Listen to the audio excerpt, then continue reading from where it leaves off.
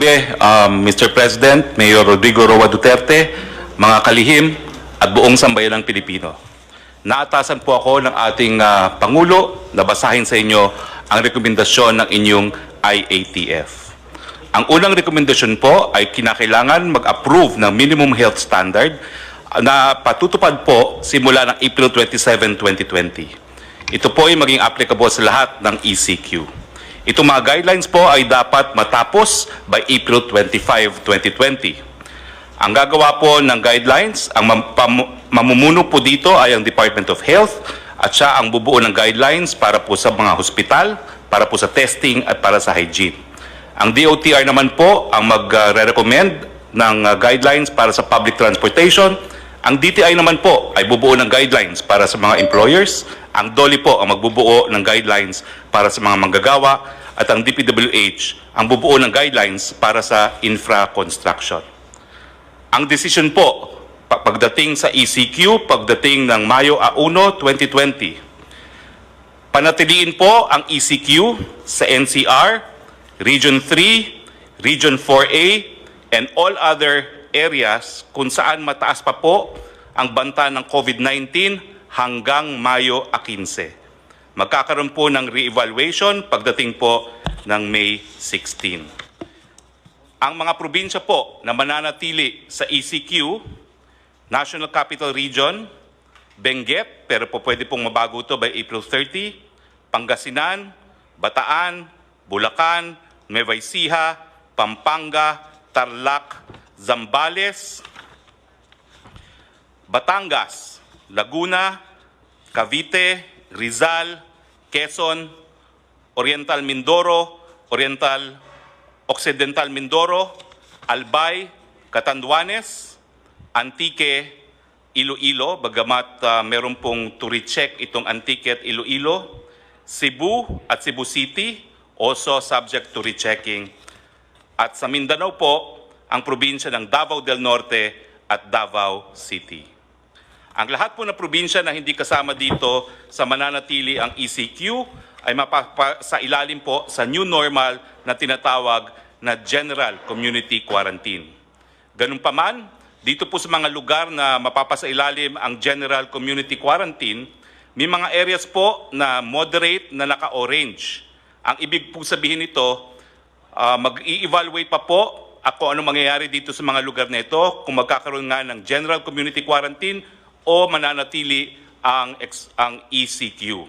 Ito po ang para sa mga probinsya ng Abra, Ilocos Norte, La Union, Cagayan, Isabela, Nueva Vizcaya, Marinduque, Camarines Sur, Aklan, Capiz, Samar, Western Samar, Zamboanga del Sur, Lanao del Norte, Misamis Occidental at Misamis Oriental, North Cotabato, South Cotabato, Maguindanao. Yung mga areas naman po na low at moderate ay mapapasilalim nga po sa GCQ, ang new normal. Yung mga moderate na areas po ay ang mga probinsyang Negros Occidental, Negros Oriental, Siquijor, Davao del Sur, Davao Oriental, Sultan Kudarat, Lanao del Sur.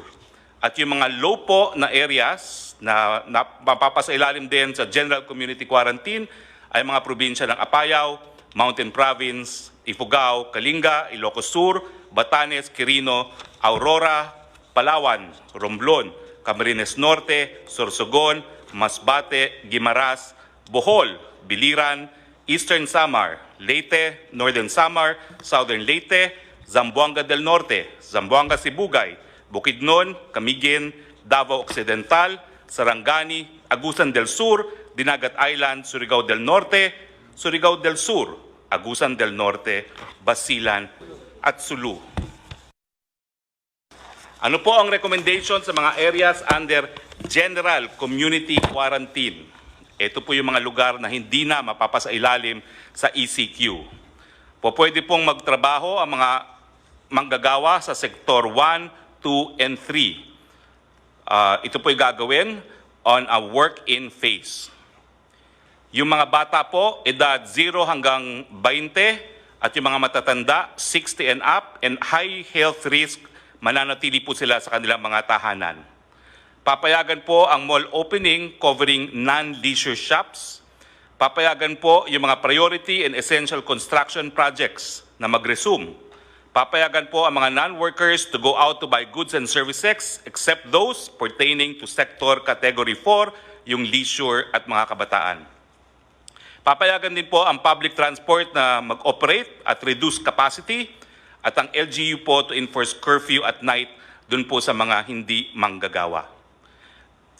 For GCQ areas, General Community Quarantine, i-consider po ang reprioritizing ng SAP cash subsidy towards ECQ areas. Ibig sabihin, yung SAP po na para sa areas na hindi na po under ECQ, siyempre po yung cash subsidy, kinakailangan pag-aralan na ibuhos doon sa mga areas under ECQ pa rin.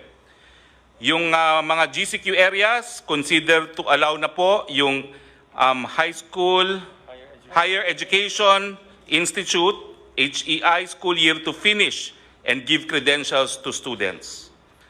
Sa ECQ and GCQ areas, bubuksan po ang mga paliparan at ang mga puerto para sa mga goods lamang. Yung option po to shift to GCQ sa mga moderate to low risk area by industry. Nagbigay po sila ng rekomendasyon na 100% opening para sa agrikultura, fishery, forestry, sa food manufacturing at lahat po ng supply chain including ink, packaging, raw materials, sa food retail, supermarket, restaurant for takeout and delivery only, mga hospital, logistics, water, energy, internet, telecoms, media. Yung opsyon naman po sa GCQ, sa moderate to low risk area by industry, ang rekomendasyon po ay buksan from 50 to 100% opening. Yung other manufacturing po, gaya na electronics and exports, yung e-commerce and delivery for essential and non-essential items, yung repair and maintenance services po, housing and office services. Yung option po to shift to GCQ in moderate to low risk area by industry, consider po na buksan hanggang 50% on-site work and 50% work from home. Mga financial services, BPO, other non-leisure wholesale and retail trade, other non-leisure services. Yung option po sa low risk to moderate areas na buksan by industry, consider for 100% closure. Maski po low to moderate risk, consider for 100% closure pa rin dahil po ang mga transmitters ay kabataan mula edad 0 to 20, lahat na eskwelahan. I-consider po ang late opening sa Setyembre except po sa online learning, yung leisure, amusement, gaming and fitness, yung kid industry na tinatawag, turismo, all gatherings including religious conferences at iba pa, limited opening po ng malls, at limited opening ng construction. Yan po ang rekomendasyon ng inyong IATF. Maraming salamat po. Magtanong kasi ang tao, ang interesado ninyong gustong lumabas sa bunganga ko, kailan ba talaga ito matapos? Ang COVID ho, hindi matatapos yan. It will be here and it will stay until kingdom come. Pero pag may bakuna na, baka sakali nga mauna tayo, ma-embolden yung ating mga scientists to work overtime to come up with a vaccine. COVID equals vaccine. Period. Siguro nasabi naman ng lahat ng dapat sabihin and the things that you must know and need to know, nasabi na po namin. And one thing I can assure you that we were just waiting for the right time. Tiisin lang muna natin, ako nakikiusap na sa inyo, para lang ito sa bayan. Because we are trying to limit the contamination. Kasi sinabi ko itong 6,981, pag ito ang nagkalat, ako, mapoproblema po ako. Mas lalo. Pero ito bumababa na ngayon, mas maraming recovery by 722 as against 462. So, lahat ang sinasabi namin dito, totoo, walang sobra, walang kulang. At alam ninyo ang ginagawa namin.